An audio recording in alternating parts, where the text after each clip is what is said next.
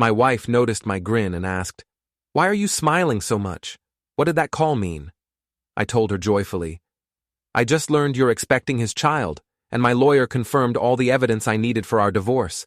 This might be the best day of my life." She went pale and couldn't say a word. Later, her lover invited me for coffee. Then everything went exactly according to plan. Let me back up and tell you how I became the kind of man who could smile while delivering news that destroyed someone's carefully constructed web of lies. My name is Nathan Pierce.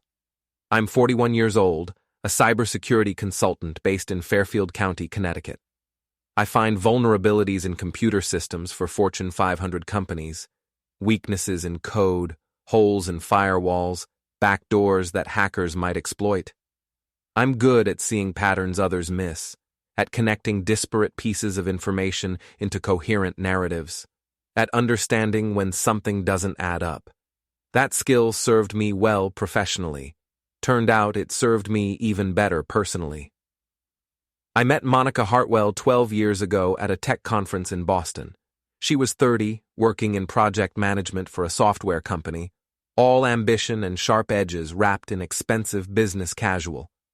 I was 29, recently promoted to senior consultant, and completely out of my depth when she approached me at the hotel bar.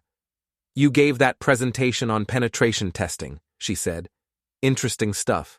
Buy me a drink and explain it in terms my CEO could understand." 3 hours later, we were still talking. 6 months later, we were engaged. A year after that, we married in a ceremony her mother planned and her father paid for. Bought a house in Westport. Nice place with good schools for the kids we said we'd have someday. For 10 years, it was solid. Not fireworks, but comfortable. We had careers, routines, a life that looked successful. Monica climbed the ladder at her company, eventually becoming VP of operations. I built my consultancy, took on bigger clients, made good money. We traveled, renovated the house, talked vaguely about starting a family while both secretly relieved when it didn't happen. The change started about 18 months ago. Monica took on a new project manager named Derek Sutton. 34, former athlete, the kind of guy who wore expensive watches and talked about optimization and synergy. She mentioned him constantly. Derek suggested a new workflow. Derek had insights on the client relationship. Derek was so innovative in his approach. I didn't think much of it initially. Monica was always enthusiastic about competent colleagues, but the mentions increased. Derek this, Derek that. Late nights at the office working with Derek. Weekend strategy sessions, conference calls that required privacy. Then came the physical changes. Monica started going to the gym religiously, bought new clothes, more form-fitting, changed her perfume, started caring about her appearance in ways she hadn't in years. When I complimented the changes, she'd dismiss them. Just taking better care of myself. Is that a problem? It wasn't a problem. It was data. And data, properly analyzed, tells you everything. 6 months ago, the intimacy died. We went from regular intimacy to occasional to none. She'd claim exhaustion, stress, headaches, would turn away in bed, create physical distance, find excuses to stay up late or wake up early. When I tried to discuss it, she'd get defensive. "You're always working. When was the last time you initiated anything? Don't put this all on me." She was right that I worked a lot. Wrong that it was my fault. I worked at home, in my office down the hall. I was available every evening, every weekend. The distance wasn't coming from me. I'm a cybersecurity expert. I protect systems and I find vulnerabilities. My marriage had vulnerabilities, and I needed to understand them before someone else exploited them worse than they already had. I installed monitoring software on our home network, not to spy, to understand, to see if my suspicions had foundation or if I was being paranoid. The software tracked devices, logged network activity, captured metadata. Not content. I'm not a monster. Just patterns of communication. The patterns were damning. Monica and Derek exchanged hundreds of texts daily, used encrypted messaging apps, had video calls when I was supposedly out of the house. The metadata showed deleted photos, hidden messages, communication patterns identical to affairs I'd seen investigating corporate espionage cases. I didn't confront her. I documented everything. Screenshots, logs, timestamps. Built a case the way I'd build an investigation report for a client. Methodical, thorough, irrefutable. Then I hired a private investigator. Guy named Mitchell Gray, retired FBI agent who specialized in infidelity cases. Gave him Monica's schedule, Derek's information, and told him to document everything. "You want the full package?" Mitchell asked. "Photos, videos, witness statements? Everything. I need evidence that would stand up in court." "You thinking divorce?" "I'm thinking I need to understand the full scope before making decisions." Mitchell worked for 6 weeks. The report he delivered was devastating. Monica and Derek had been having an affair for 14 months. They met at hotels twice a week, took a weekend trip to Vermont that Monica had claimed was a work conference, discussed leaving their respective spouses. Derek was also married, to a woman named Lisa, 2 young kids. His texts to Monica were explicit, dismissive of his wife, planning a future where they'd both divorce and start fresh together. The photographs showed them checking into hotels, kissing in parking lots, holding hands walking through Burlington.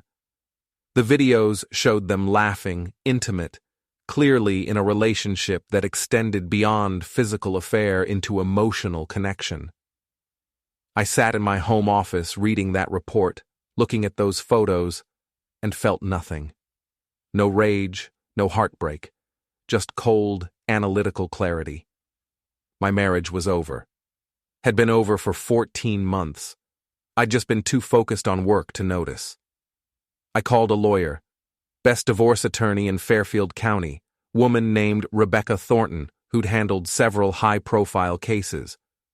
She reviewed Mitchell's report and whistled low. "This is bulletproof evidence. Connecticut allows fault-based divorce. Adultery is grounds. With documentation this strong, you'll get favorable terms." "What about assets?" "Connecticut is equitable distribution. With proof of adultery, the court often favors the innocent spouse. You'll likely keep the house, get a larger share of savings, and she might owe you if there's income disparity." "She makes more than I do.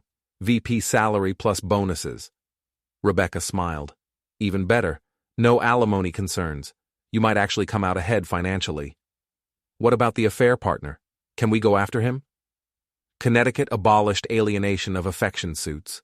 We can't sue Derek, but we can make his life very uncomfortable by making the affair public in court records. His wife might see those records. His employer might see them. Corporate affairs between manager and subordinate often violate company policy.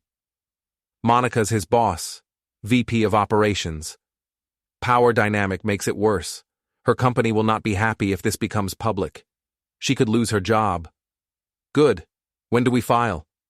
"You want to file now? Not try counseling, separation, reconciliation?" "Rebecca, she's been lying to me for 14 months, sleeping with her subordinate, planning to leave me. There's nothing to reconcile. I just need to make sure when this ends, she doesn't get rewarded for betrayal." We filed the paperwork that afternoon. Rebecca wanted to wait before serving Monica, build strategy, make sure everything was positioned optimally. I agreed. I'd spent 6 weeks investigating. I could spend a few more planning. Then something changed. 2 weeks ago, I was monitoring network activity, routine security check, when I noticed Monica accessing pregnancy planning websites, ovulation calculators, early pregnancy symptom checklists. She cleared her browser history, but the network logs don't lie. She was pregnant, or thought she might be. I waited, watched. 3 days later, she went to a doctor's appointment she didn't mention. I checked our insurance portal, routine physical, she'd said on the calendar, but the insurance claimed it as an OB/GYN visit with prenatal consultation. Monica was pregnant, and we hadn't had intimacy in 7 months. The math was simple even without a paternity test. The baby was Derek's. I called Rebecca immediately. "My wife is pregnant. It's not mine. How does this change things?" Silence on the line. Then, "Jesus, Nathan, are you certain?" We haven't been intimate in 7 months. She just had prenatal consultation. The timeline is impossible for me to be the father. That's huge. That's not just adultery anymore. That's adultery resulting in pregnancy. Connecticut courts will crucify her. She'll get almost nothing. What do I need to do? Nothing. Don't confront her. Don't let on that you know. Let her keep hiding it. The longer she conceals it, the worse it looks when it comes out in court. Deception compounds deception. I followed Rebecca's advice. Went home that evening, kissed Monica's cheek, asked about her day. She lied smoothly. Boring meetings, difficult clients, exhausting work.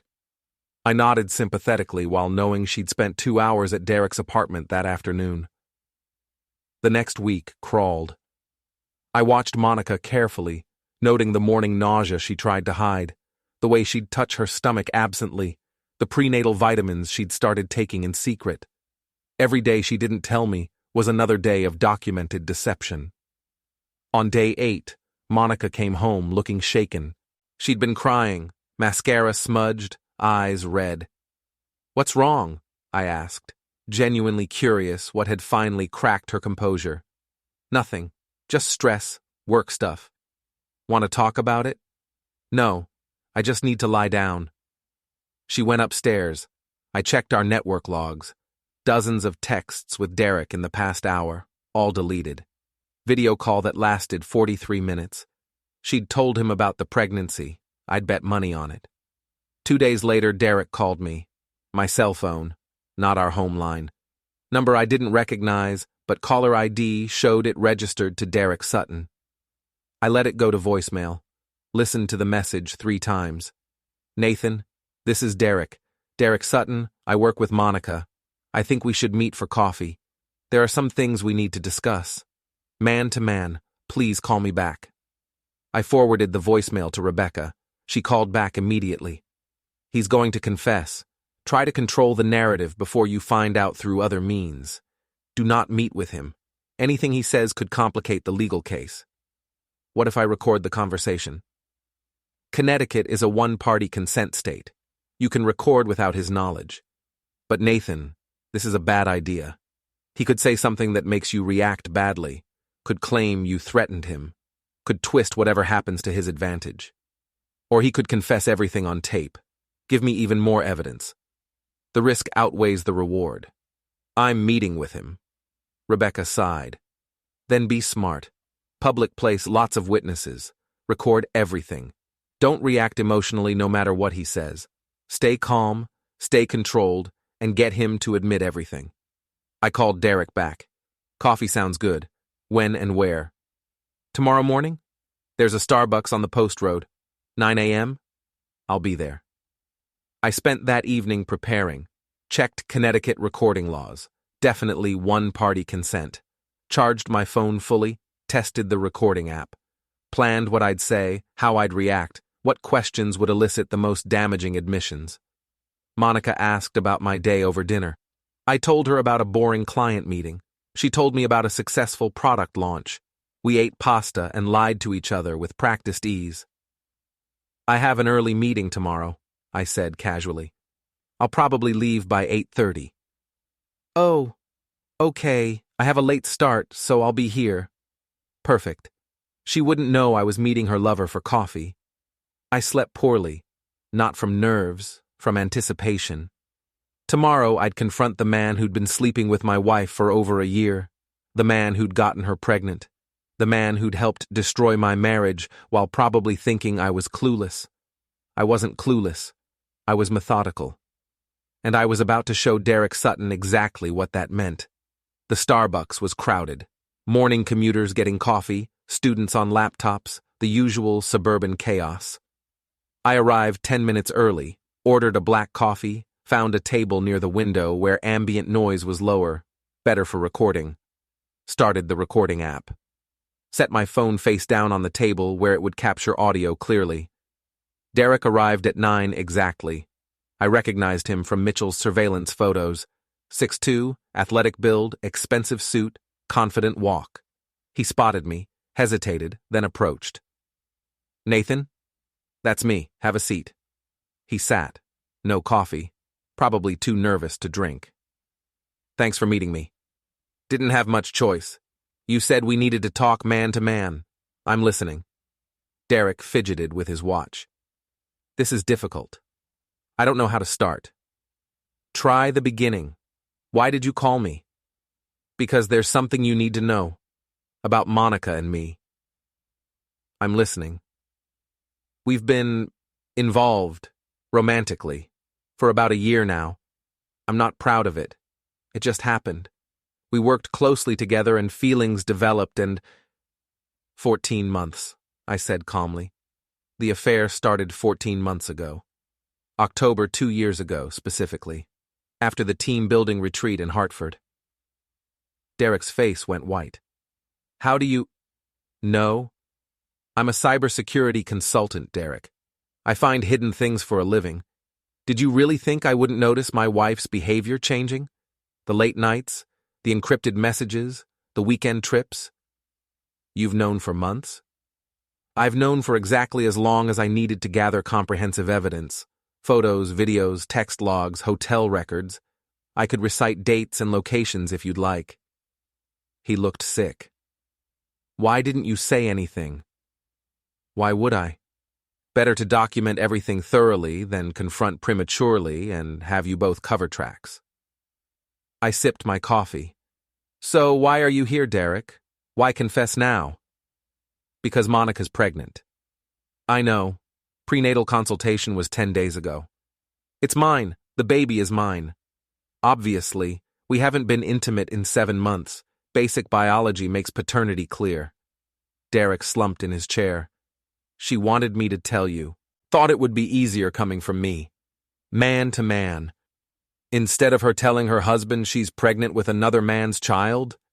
Yeah, I can see why she'd outsource that conversation. I leaned forward. So what's the plan, Derek? You leave your wife and kids? Monica leaves me? You two ride off into the sunset with your affair baby? It's not like that. No? What's it like? Explain it to me. Because from where I'm sitting, you're a married man with 2 children who's been having an affair with his boss for over a year. You got her pregnant. Now you're here trying to manage the fallout. What am I missing? I love her. We didn't plan this, but we fell in love. And yes, I'm planning to leave Lisa. Monica's planning to leave you. We want to build a life together. How romantic. Does your wife know yet about the affair, the pregnancy, your plans to abandon her and your kids? Not yet. I'm telling her this weekend. And Monica's job? She's VP of operations having an affair with a subordinate. That violates corporate ethics policy. She'll be fired when it comes out. We'll figure it out. We'll both find new jobs if we have to. I smiled. Actually smiled. Derek noticed. Why are you smiling? Because you've just confessed everything on tape. Admitted the affair, the timeline, the pregnancy, the intent to continue the relationship. Given me exactly what I need for the divorce. I picked up my phone, stopped the recording. Connecticut is one-party consent for recordings, by the way. This entire conversation is admissible in court. Derek lunged across the table. You recorded me? You son of a... Don't. My voice was ice. Don't make this worse by assaulting me in a public place with witnesses. You've done enough damage. Sit down. He sat, shaking with rage. You set me up. You destroyed my marriage. I documented it. There's a difference. I stood, pocketed my phone. Enjoy your future with Monica. Hope the baby is worth losing your wife, your kids, your job, and whatever reputation you had. Because when this goes to court, all of it becomes public record. Your employer will see it. Your wife's attorney will see it. Everyone you know will understand exactly what kind of man you are. Monica will hate you for this. Monica already hates me. She just hasn't admitted it yet. But that's okay. I don't need her to like me. I just need her to sign the divorce papers and get out of my life. I walked out of Starbucks, got in my car, and drove straight to Rebecca's office. She was waiting, having cleared her morning schedule. How'd it go? I played her the recording. All 18 minutes of Derek confessing to the affair, admitting the pregnancy, outlining plans to leave his wife. Rebecca listened without interrupting. When it finished, she looked at me with something like awe. That's the most damning evidence I've ever heard in a divorce case. He admitted everything, gave timelines, confirmed pregnancy, demonstrated ongoing intent. Nathan, this is over. She's got nothing to fight with. When do we serve her? Today, right now. I'll have papers drawn up within the hour. Process server will deliver them to her office by 3 p.m. We're including everything. The affair, the pregnancy, the recording, all of Mitchell's documentation. She'll be blindsided. Good. She's had 14 months to come clean. She chose deception. Now she gets consequences. Rebecca's expression turned serious. Nathan, you've been incredibly calm through this. Methodical.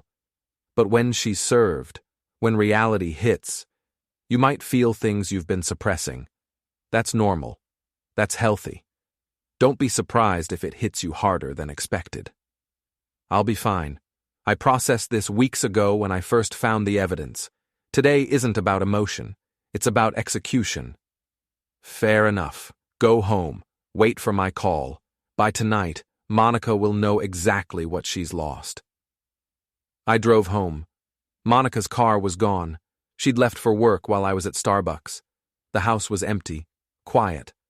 I walked through rooms we'd furnished together, past photos of us pretending to be happy. Thought about the life I'd believed we had versus the reality of what existed. No anger, no heartbreak, just clarity. The marriage was over. Had been over long before I'd discovered the affair. I was just the last to know.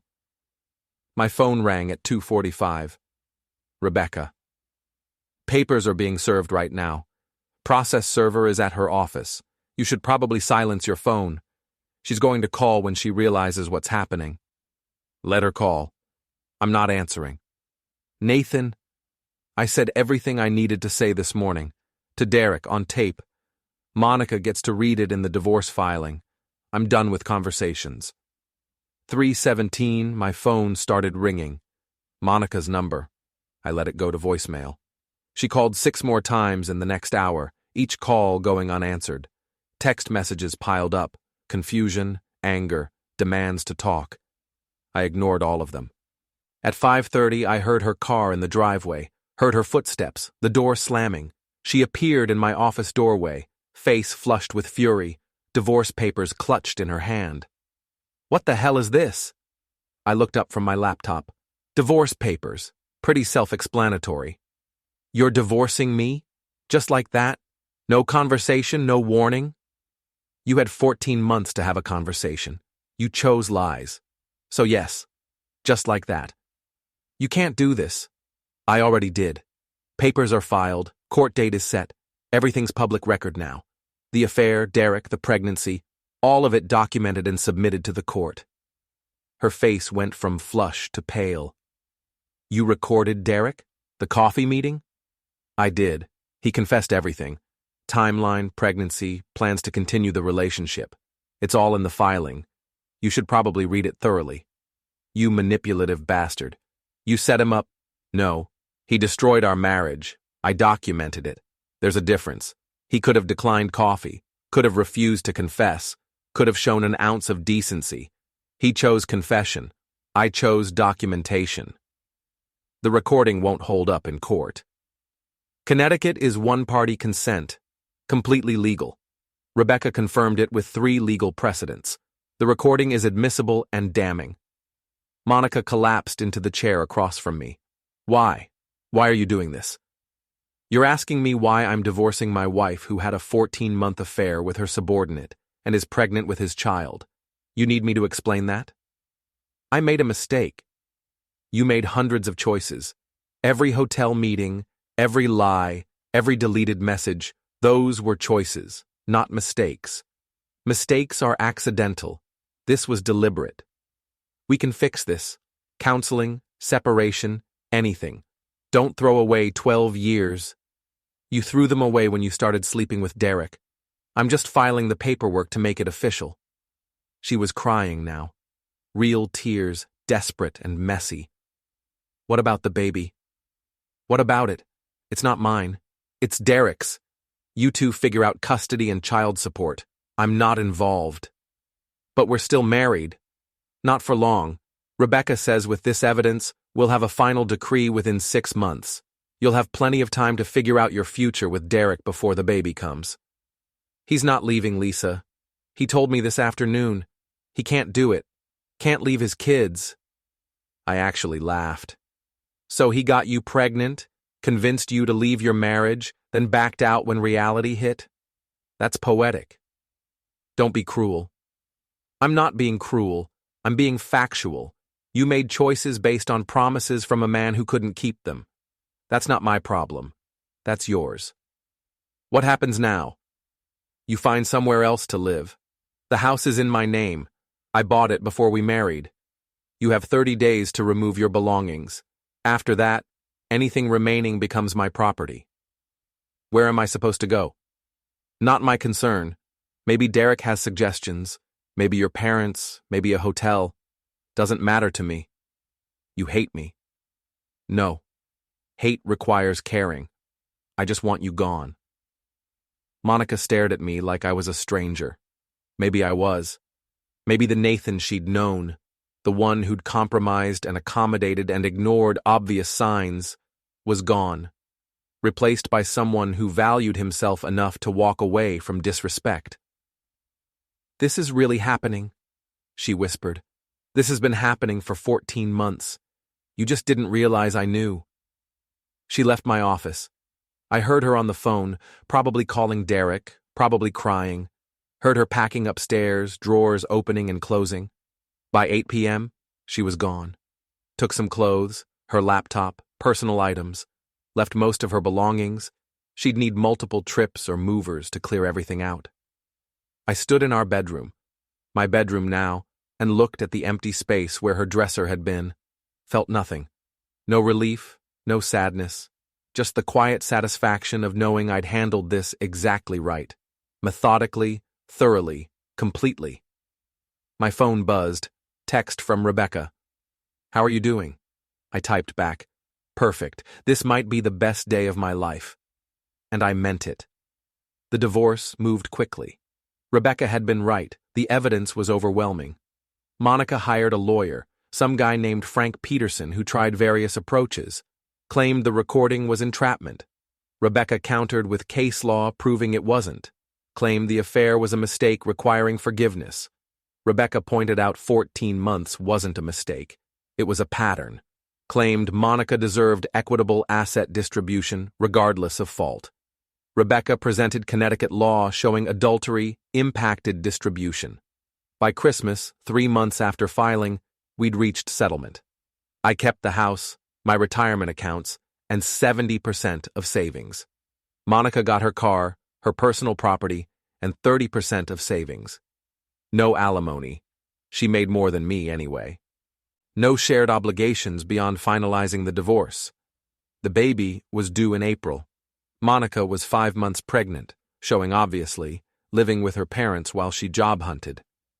Her company had fired her once the affair became public. Power dynamic violations, ethics policy breaches. Derek had been fired too. His marriage ended. They'd tried to make it work for about 6 weeks before reality destroyed whatever fantasy they'd built. Last I heard, they weren't even speaking. I felt no satisfaction in their suffering, no vindication in watching their relationship collapse under the weight of consequences. Just the quiet contentment of knowing I'd done everything right. Documented thoroughly, acted methodically, refused to let emotion override strategy. January brought the finalization. I signed papers in Rebecca's office, feeling nothing but relief. Monica signed separately. We didn't see each other. The judge reviewed everything, approved the settlement, and issued the decree. After 12 years of marriage, I was single. How do you feel? Rebecca asked. Free. Finally free. You handled this better than 90% of my clients. Stayed calm, stayed focused, let evidence do the work. That's rare. I'm a cybersecurity consultant. Evidence and logic are what I do. Well, your logic paid off. You came out of this divorce in excellent position, financially stable, reputation intact, no ongoing obligations to someone who betrayed you.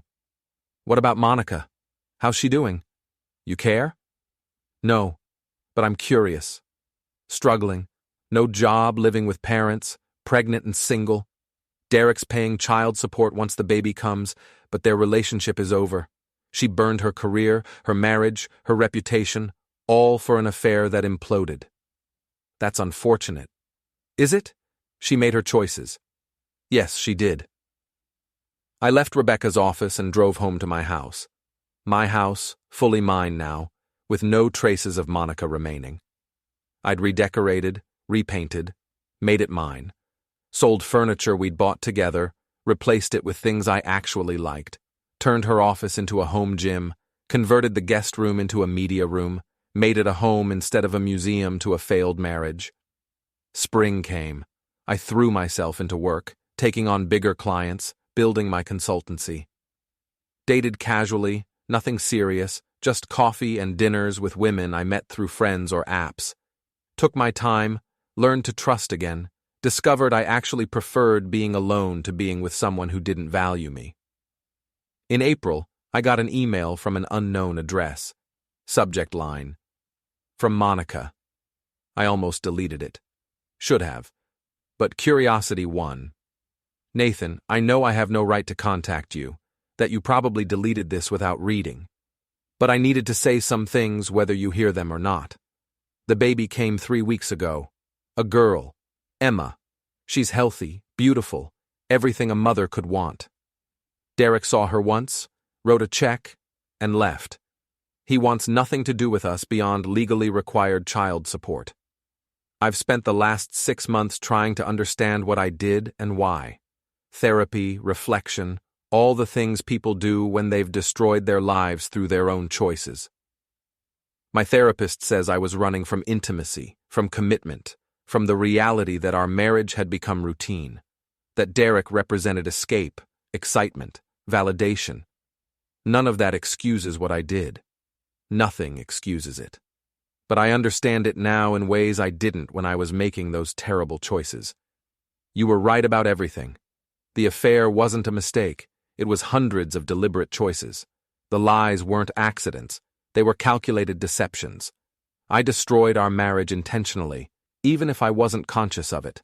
I'm writing to say I'm sorry. Not because I expect forgiveness, I don't. Not because I think it changes anything, it doesn't. Just because you deserved an apology years ago and I was too proud and too delusional to give it to you. You were a good husband, Nathan. Patient and consistent and present in ways I took for granted. I convinced myself you were boring, that our life was mundane, that I deserved passion. I was wrong. What I deserved was exactly what I got. Consequences. I heard you're doing well. New girlfriend, thriving business, happy. I'm genuinely glad. You deserve happiness. You deserve a partner who sees your worth instead of dismissing it. I don't expect a response. Don't want one, honestly. This is closure for me, not an attempt to reopen anything. I just needed to acknowledge what I did and apologize for it. I hope your life is everything you want it to be. Monica. I read that email twice. Looking for manipulation, for hidden agenda, for some attempt to elicit sympathy or open communication. Found none of those things. Just a woman acknowledging what she'd done and accepting responsibility. I didn't respond. Didn't need to. She was right. This was her closure, not mine. I'd gotten my closure the day I smiled and told her I knew everything. Everything since had just been paperwork. Deleted the email, blocked her address, went back to my life that didn't include her, except as a cautionary tale about trusting the wrong people. 2 years after the divorce, I was 43 years old. My consultancy had tripled in size, 6 employees now, major contracts with 3 Fortune 500 companies. I'd bought a new house in Westport, nicer than the old one, entirely mine. Was in a relationship with someone I actually trusted, someone who valued honesty as much as I did. Her name was Alexis, she was a corporate attorney, and she made me laugh in ways I'd forgotten were possible. We'd been dating for 8 months. Careful, deliberate, two people who'd been burned before taking their time. "Tell me about Monica," she said one evening over dinner. "Why?" "Because she's part of your story, and I want to understand your story." I told her everything. The affair, the investigation, the recording, the divorce. Alexis listened without judgment. "You recorded him? Without him knowing?" "Connecticut's one-party consent, completely legal." "Legal, yes, also incredibly calculating. I wanted evidence. He provided it." "Were you angry when you found out about the affair?" "Not really. Surprised, maybe. Disappointed, but not angry. Anger would have clouded my judgment. I needed clarity."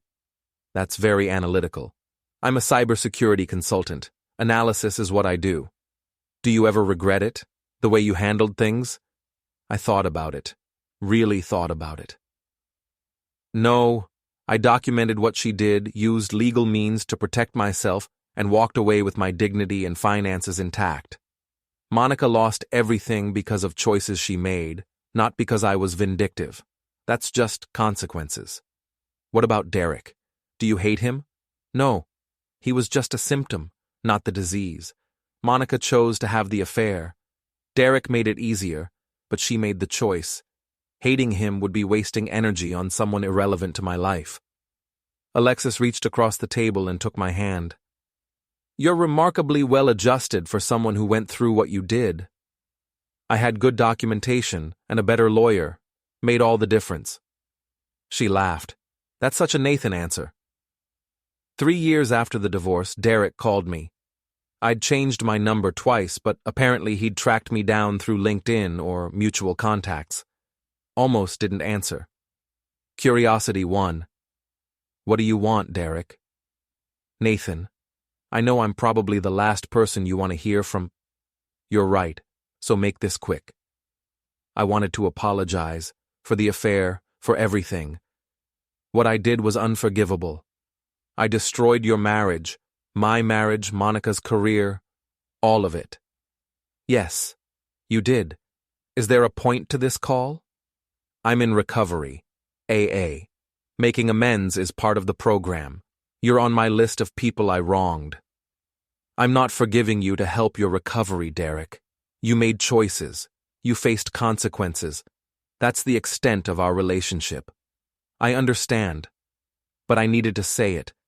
That I'm sorry. That if I could undo it, you can't. What's done is done. You slept with my wife for 14 months, got her pregnant, convinced her to leave me, then abandoned her when reality hit. Those are facts that don't change no matter how sorry you are." "I know. Monica's struggling. She can't find work. The baby's been difficult. Her parents are getting older. I send child support, but it's not enough. She's barely surviving." "And you're telling me this why?" "Because I thought maybe you could help. She was your wife for 12 years. She was my wife. Past tense. She stopped being my concern when she started sleeping with you. Her struggles are consequences of her choices. I'm not rescuing her from them." "That's cold." "No. Cold was lying to me for 14 months. Cold was getting pregnant with another man's child while married to me. Cold was every choice she made that destroyed what we had. This is just boundaries." "She talks about you sometimes. Says you were right about everything. That she destroyed the only stable thing in her life." "Good. She should understand what she lost. Maybe that knowledge will stop her from making the same mistakes with the next person." "There won't be a next person. She's damaged goods now. Single mom, fired from her career, reputation destroyed. No one wants that. Then she'll learn to be happy alone. I did. It's actually better than being with someone who doesn't value you." Derek hung up. I blocked his number and went back to work. Alexis found me later, asked what the call was about. "Derek, Monica's affair partner, he's doing the 12-step thing, wanted to apologize." "Did you accept?" "I acknowledged it. Didn't forgive him, though. Some things don't deserve forgiveness." "That's harsh." "Maybe.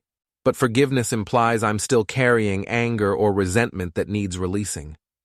I'm not. He's irrelevant. Monica's irrelevant. They're just people I used to know who taught me what I won't tolerate. You never did tell me. That morning when you told Monica you knew everything, the smile she asked about, were you actually happy? I thought back to that morning 2 years ago, standing in my kitchen, phone call from Rebecca confirming all the evidence was ready. Monica asking about my smile. Yes, I was genuinely happy. Not because I enjoyed her pain, but because I finally had clarity. 14 months of suspicion and confusion crystallized into documented fact. I knew the truth, I had the evidence, and I was about to take control of my own story. That's worth smiling about. And now? Are you happy now? I pulled her close. Now I'm with someone who values honesty as much as I do, someone who wouldn't dream of betraying trust, someone who makes me better instead of smaller. So yes, I'm happy. Genuinely, sustainably happy. Good, because I'm happy too. With you. With us. Even knowing my history? The calculating way I handled the divorce? Especially knowing that. Shows you value yourself enough to protect what's yours. Shows you won't tolerate disrespect. That's attractive, Nathan. Most people just roll over and accept betrayal. You documented it and walked away. That takes strength. 5 years after my divorce from Monica Hartwell, I was 46 years old. Married to Alexis for 2 years, living in the house in Westport, with the good schools we'd picked for the children we were planning. My consultancy had expanded to 12 employees and contracts with major corporations nationwide. Life was everything I'd wanted it to be. One evening in September, I was working late when I got an email from an address I didn't recognize. Subject line, "You were right." I opened it. The message was from Monica. "Nathan, I know we haven't spoken in 5 years. I know you've moved on, remarried, built a good life. I'm writing not to disrupt that, but because I need you to know something. Emma's 5 now, in kindergarten. Smart, funny, nothing like either of her parents.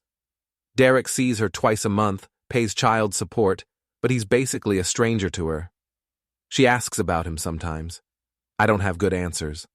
I rebuilt my career eventually, working in project management again, smaller company, lower position than before, enough to support us. I'm dating someone. Bill, he's a teacher. Good man who knows my history and chose to stay anyway. We're taking it slow, learning to trust each other. I've been in therapy for 4 years now, working through why I made the choices I made. My therapist helped me understand I was running from intimacy, from commitment, from the fear that our marriage wasn't enough, that Derek represented escape from reality rather than entrance to something better. But here's what I wanted to tell you. You were right about everything. Right that the affair was deliberate choices, not mistakes. Right that I destroyed our marriage intentionally, even if subconsciously. Right that I needed to face consequences instead of being rescued from them. Right that forgiveness wasn't something you owed me. The divorce was the best thing that happened to me. I know that sounds insane. It destroyed my career, my reputation, my financial stability, but it also destroyed the version of me that thought betrayal was acceptable if I could justify it to myself. That thought other people existed to validate my worth. That believed I deserved passion without having to do the work of building it. I watch you sometimes. Not stalking, just LinkedIn, occasional mutual connections who mention you. You're thriving, happy, married to someone who appreciates you, living the life you should have had all along. I'm not asking for anything. Not forgiveness, not acknowledgement, not contact. Just wanted you to know that your approach, documenting everything, walking away cleanly, refusing to let emotion override strategy, was exactly right. You saved yourself from years of dysfunction by being willing to see the truth and act on it. I hope your life continues to be everything you want it to be. You earned it by refusing to settle for less. Monica. I read that email 3 times. Alexis walked into my office, saw my expression. What's wrong? Nothing's wrong. Monica emailed. Says I was right about everything. That the divorce was the best thing that happened to her. That's big of her to admit. Yeah, it is. Are you going to respond? No. She's not looking for response. She's just acknowledging reality. Sometimes people need to do that out loud, even if no one's listening. Do you think about her? About what happened? Sometimes. Not often, but sometimes. Mostly I think about the lesson, that people show you who they are if you're willing to see it. That documentation beats emotion in protecting yourself. That walking away from disrespect isn't weakness, it's self-respect. Heavy lessons. Necessary ones. Monica taught me what I wouldn't tolerate. You're teaching me what I should expect. Both lessons matter. Alexis kissed my forehead. I love you, Nathan Pierce, even your calculating, evidence-gathering brain. I love you too, even though you're a lawyer who understands exactly how calculating I can be. Especially because I understand, means I'll never underestimate you.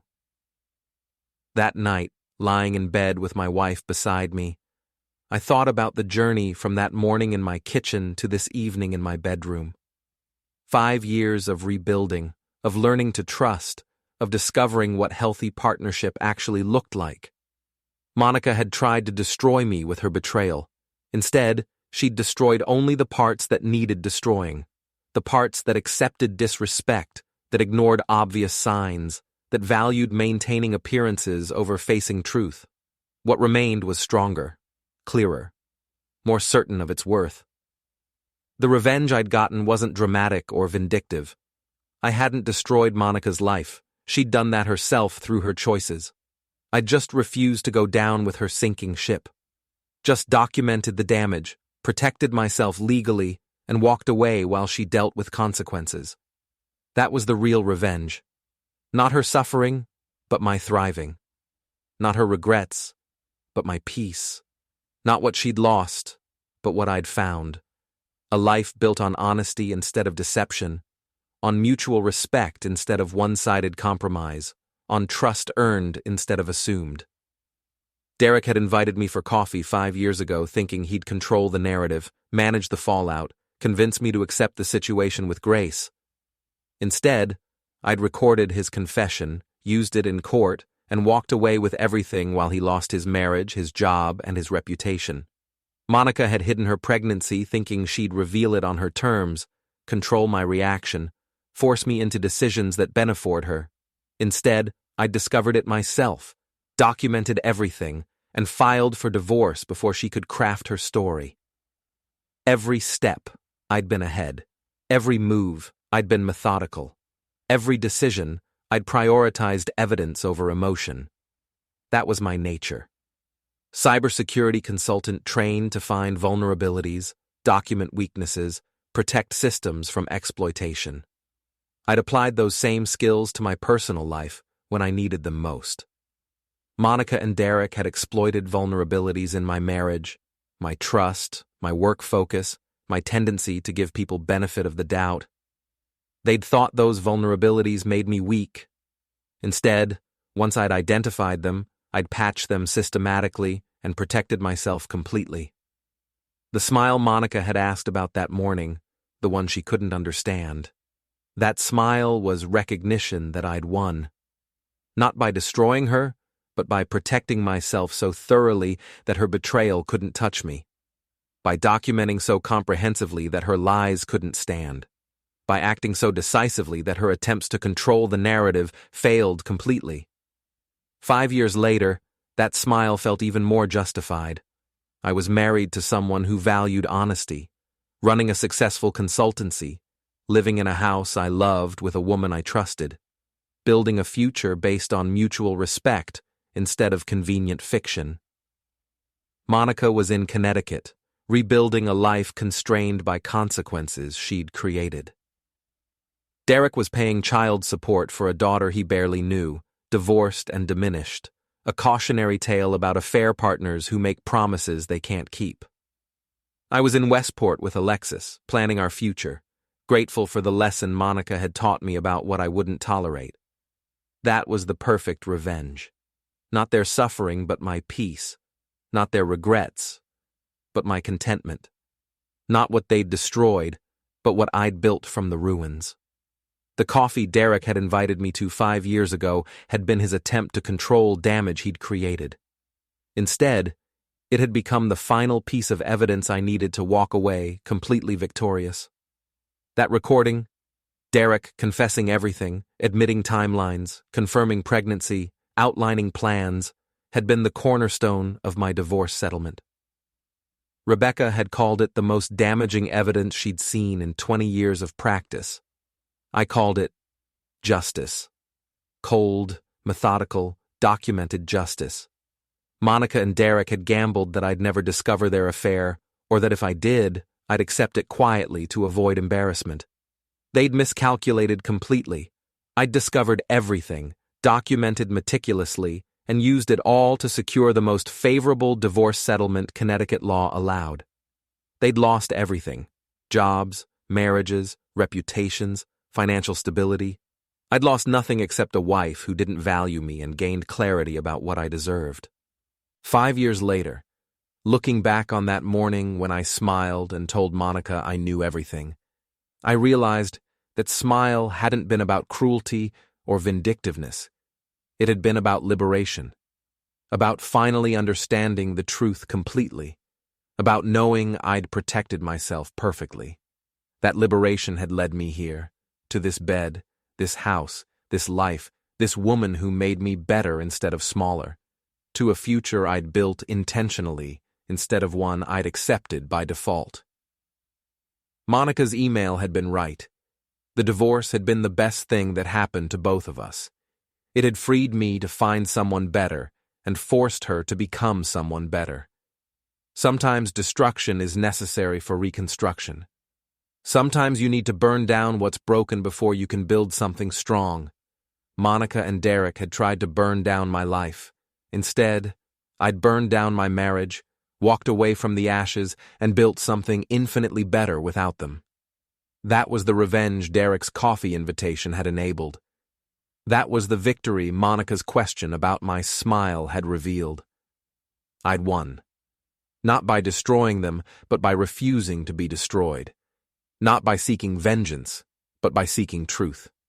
Not by hating them, but by valuing myself enough to walk away. 5 years later, lying beside a woman who valued honesty as much as I did, I finally understood what revenge really meant. Not pain inflicted on others, but peace discovered in yourself. Not consequences you engineer, but choices you make that lead to better outcomes. Monica and Derek had given me the perfect gift. They'd shown me exactly who they were, forced me to see truth I'd been avoiding, pushed me to value myself enough to demand better. For that, and only that, I was grateful. But gratitude didn't mean forgiveness, didn't mean reconciliation, didn't mean anything except acknowledgement that their betrayal had inadvertently improved my life by removing them from it. The smile I'd worn that morning 5 years ago, that smile of recognition and clarity and impending liberation, that smile had been absolutely justified. And 5 years later, looking at the life I'd built, I was smiling still. Not because they suffered, but because I didn't.